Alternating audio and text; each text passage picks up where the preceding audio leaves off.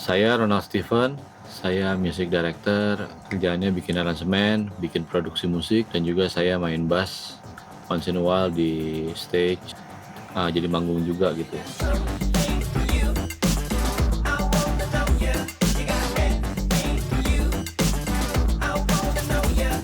Most of the time kerjaan saya itu di studio ini, studio saya pribadi.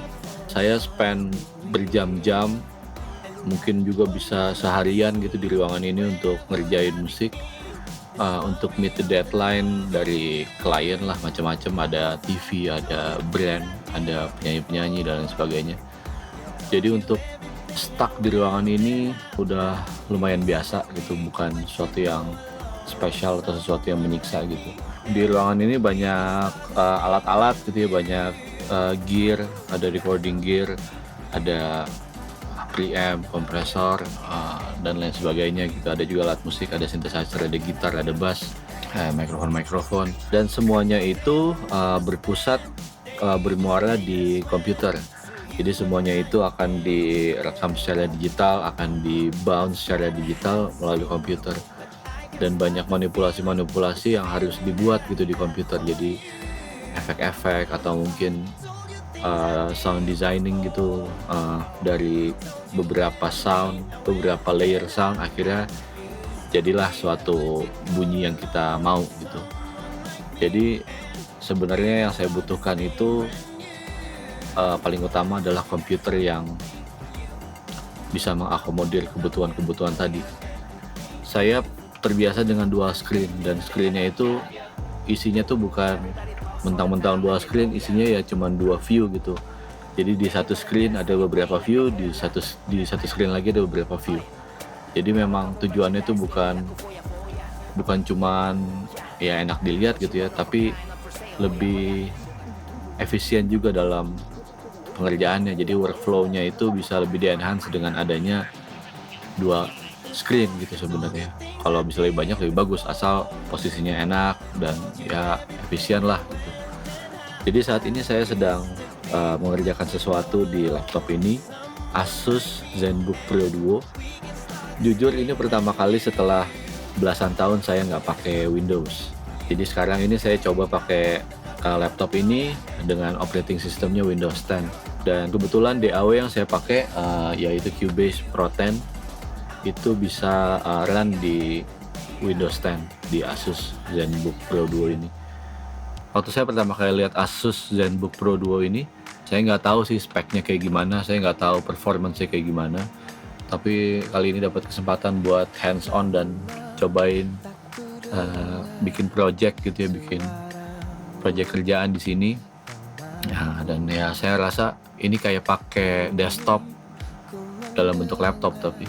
Jadi ada feature-features yang merupakan checklist dari saya gitu. Salah satunya adalah facial recognition. Itu mempermudah dan mempersingkat sign in ya dibandingkan dengan kayak kita ngetik password atau PIN secara konvensional. Dan device-device yang ada di sekeliling saya ini harus bisa kompatibel sama komputer pastinya. Jadi kalau ada komputer baru atau ada upgrade terbaru, saya harus yakin kalau upgrade atau barang baru tersebut bisa kompatibel dengan apa yang ada di ruangan ini gitu. Jadi untuk pakai laptop ini di studio saya ini bukan sesuatu yang sulit, langsung workout aja gitu, karena memang konektivitasnya, feature-featuresnya semuanya sesuai yang saya harapkan dan more or less mirip dengan komputer yang saya pakai gitu. Dan dari dulu saya suka banget dengan teknologi sebenarnya. Jadi saya suka banget lihat-lihat spek komputer, saya suka banget apa yang bisa saya upgrade dari komputer yang saya punya sekarang, karena itu memang pusat dari apa yang saya kerjakan gitu. Jadi semuanya itu akan berkumpul gitu, data-data yang saya rekam itu ada di komputer. Jadi saya sangat suka banget komputer yang kencang gitu kalau bahasa informalnya. Jadi ya dengan features dari laptop Asus ZenBook Pro Duo ini banyak kemudahan-kemudahan yang saya bisa dapatkan gitu dalam proses kerja. Jadi saya yang terbiasa dengan dual screen di studio ini bisa ditranslate dalam bentuk laptop karena laptop ini punya dual screen dan keduanya adalah touchscreen. Jadi Ini workflow baru sih, karena saya biasanya nggak pernah pakai touchscreen kecuali tablet mungkin saya ganti jadi remote control aja.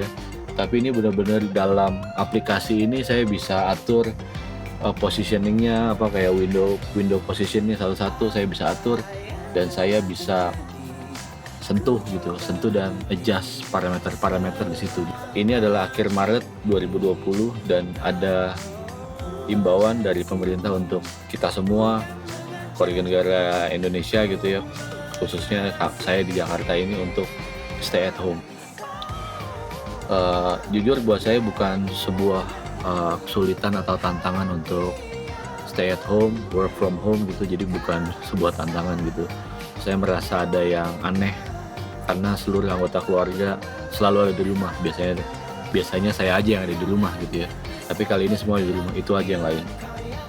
Mungkin ada orang-orang yang nggak bisa kerja di rumah gitu ya, karena saya harus keluar rumah untuk bisa kerja dengan optimal, karena kalau di rumah moodnya rumah banget. Cuman saya rasa kita juga sekarang waktunya belajar untuk bisa bekerja di mana aja mungkin ya, dan dalam hal ini kebetulan di rumah.